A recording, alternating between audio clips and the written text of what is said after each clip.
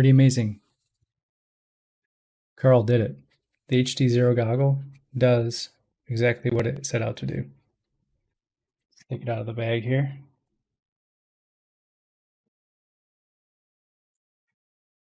And that's it.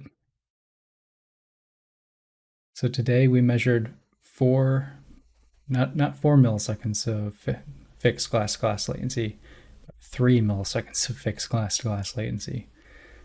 So it exceeded expectations. That's pretty amazing. Also on here I've got some slide-on patches, so I'll show you how that works. You just take it and align it with the grooves, slide it on, and then there'll be an SMA version of this that connects right here. This is the UFL version, just like that though. While I'm going to be talking about latency today, I think another way to think about latency is rather smoothness of the video. If the video is always coming consistently at the same rate, it feels smooth.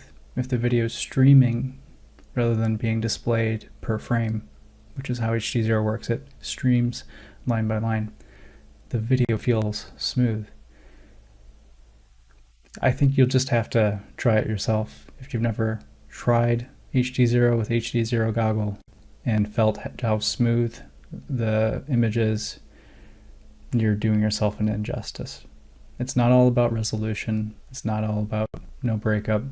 It's about being there in the seat of the drone and having it be perfectly smooth all the time. Can't wait for you to try it. So I've got this one and I have another one that I'm testing, and both of them are going to be available to test for anyone coming to the HDZero team race this Saturday, August 27th. It's going to be great. I'll just try these on here, and then the rest of the video will be showing how we did the testing.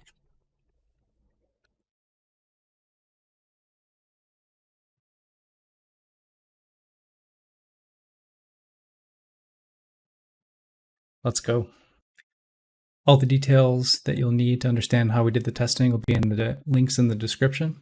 There's also going to be links to attend the HDZero team race happening this weekend, or watch the live stream so that you can participate a little bit that way.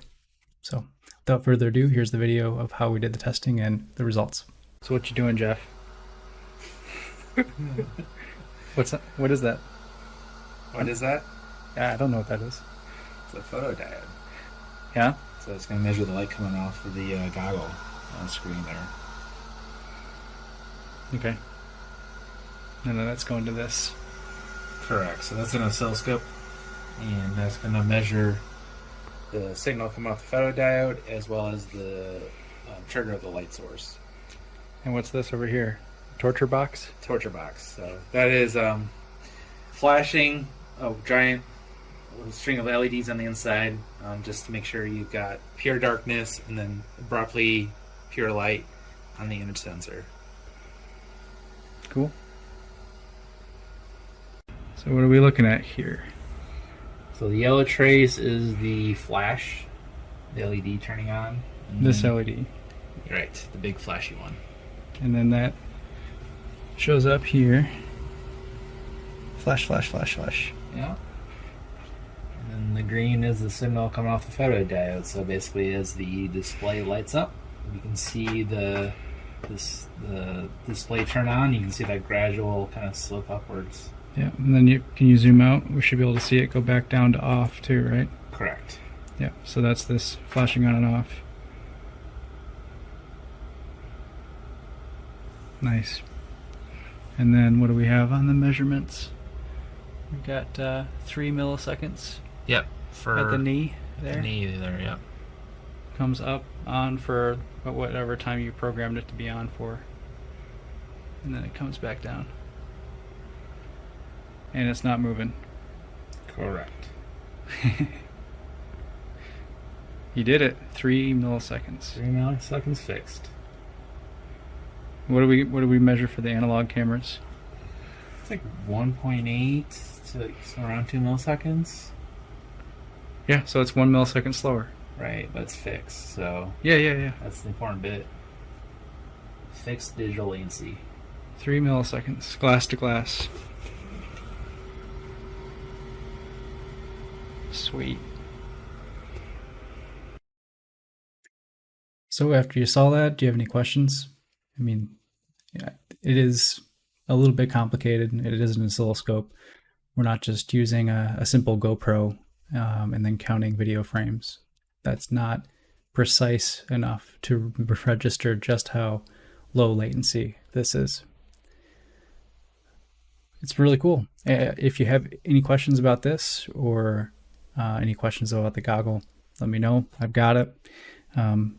Eager to answer any questions there are and pass any feedback along to Carl. Now you might be thinking to yourself, 3 milliseconds?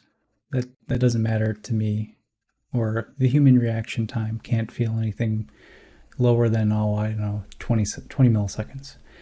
It's different. It's different for a couple of reasons. One, this is a continuous stream of information, not a random stimulus. The other reason is, hey, I might not be able to notice 3 milliseconds versus 10 or 15 even. But what I do notice is whether it's consistent or not. Keep that in mind. Consistency is almost as important as the latency itself. And this just checked both boxes. Consistent latency, 3 milliseconds, and super low latency, 3 milliseconds.